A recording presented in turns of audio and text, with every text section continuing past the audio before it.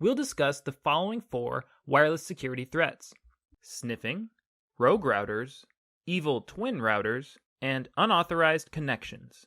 At the beginning here, I'm going to remind you that these threats apply to Wi-Fi internet, but they do not apply to mobile cellular networks, which use different technologies besides Wi-Fi. So, when you're using Wi-Fi on your phone, this lesson applies. But when you're using data on your phone, it probably doesn't. Wireless security threat number 1 is sniffing. Have you ever seen a movie where somebody is having a private telephone conversation on a landline telephone, and then somebody else picks up a different phone somewhere else in the house and eavesdrops on that conversation? Wireless sniffing is a similar kind of eavesdropping that can happen on public, wireless internet connections. If you're in, say, a coffee shop surfing the web, a cybercriminal within range of that wireless network can use a variety of methods to intercept the signals between your computer and the wireless router. They can intercept the information that is sent from the wireless router to your computer, and they can also intercept the information that your computer sends back to the wireless router. By default, computers are configured not to sniff, but there is free and legal software that can reconfigure a computer to run in what is known as promiscuous mode. A promiscuous computer sniffs all of the wireless traffic on a network. For those of you who are watching this lesson as part of a class that uses this textbook, there's a diagram in Chapter 9 that illustrates what we're talking about. We'll look at that diagram here. If you aren't using this textbook, don't worry about it, just follow along with the lesson. This illustration shows how computers normally function on a network, that is, when they're not sniffing traffic. Over on the right side of the page, we have a wireless router that has been named MSP Wireless. We also have 3 computers connected to this wireless network: User 1, User 2, and Alice's computer. The red dotted line here represents Alice's computer sending a packet of information to the router. It's requesting the homepage for CNN.com.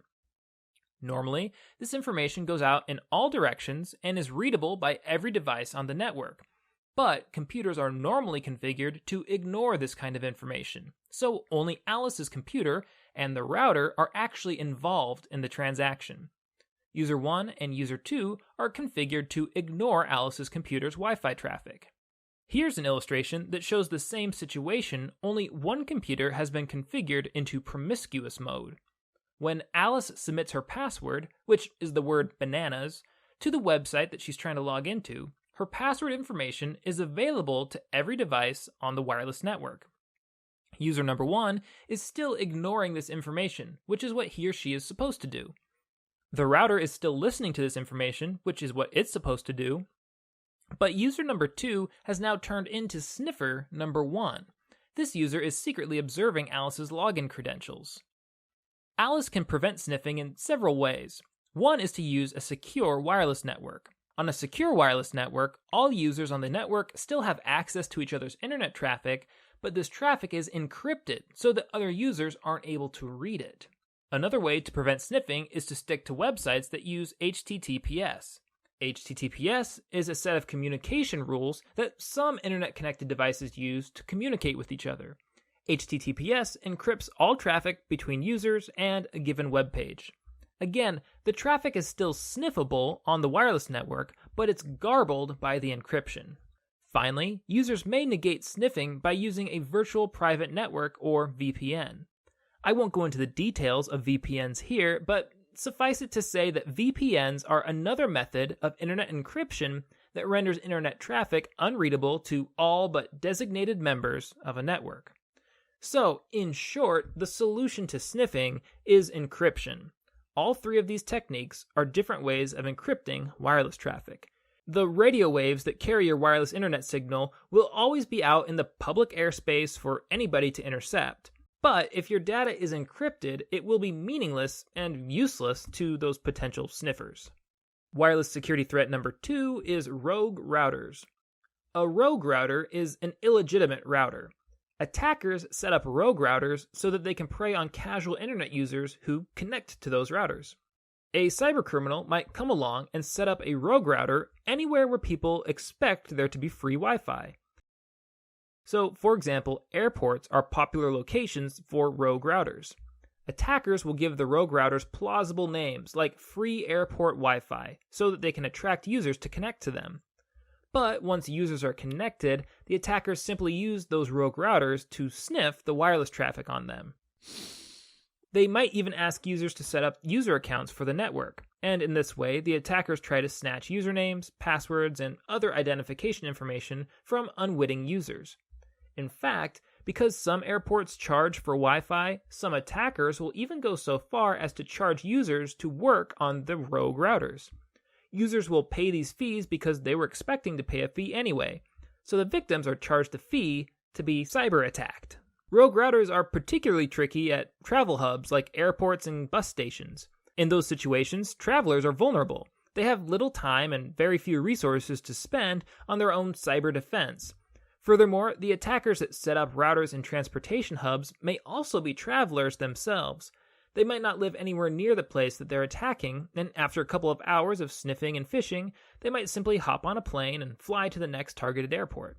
But although rogue routers are particularly nasty at travel hubs, they are by no means limited to travel hubs.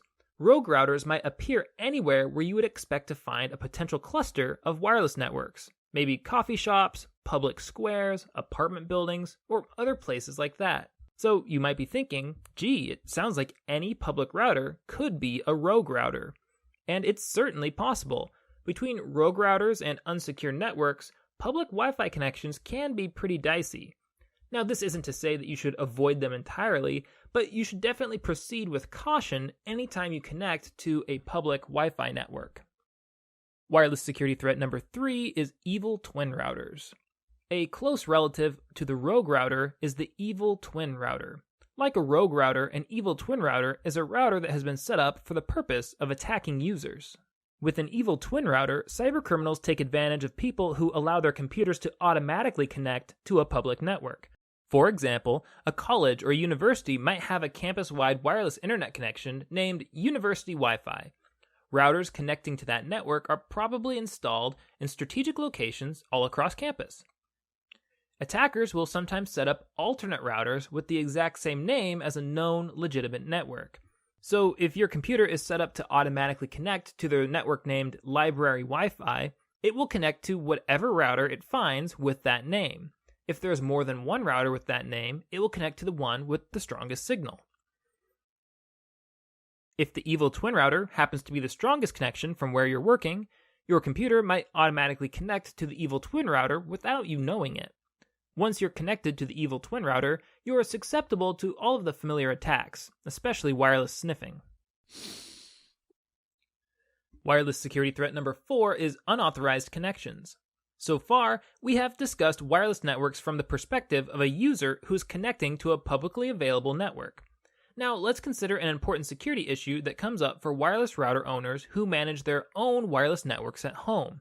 This issue is unauthorized connections. If you have an unsecure wireless network at home, you leave your home network open to unauthorized connections by neighbors or anybody else within the broadcast radius of your router. This practice of connecting to unsecured wireless networks without the owner's permission is sometimes called piggybacking.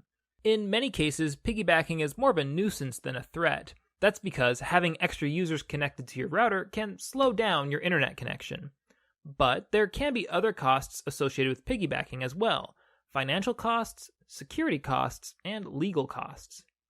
You could incur financial costs from piggybacking if your internet plan includes a monthly limit on the amount of data that you can download or upload. If you have a data limit, then you probably don't want to unknowingly share your internet connection with piggybackers, such as neighbors or people parked on the street near your home. There can also be security costs to piggybacking. Unauthorized network users might be able to access your router's settings and change them to make your network less secure.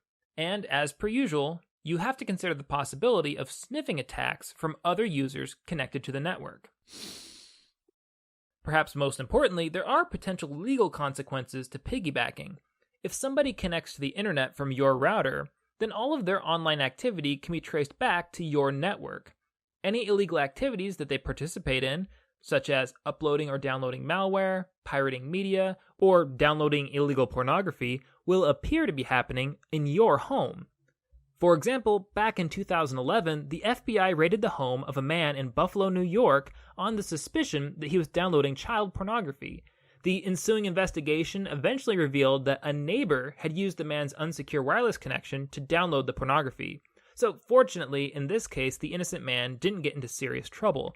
But his unsecure wireless network made him a suspect in a very serious criminal investigation that could have had dire consequences if he hadn't been vindicated. Even if your neighbors are all good, trustworthy people, it still pays to secure your home wireless network. Some cybercriminals drive around neighborhoods looking for unsecure networks that they can exploit. Okay, let's review. We've introduced 4 wireless security threats: sniffing, rogue routers, evil twin routers, and unauthorized connections. All of these threats are relevant to Wi-Fi internet connections, but they don't necessarily apply to mobile cellular networks.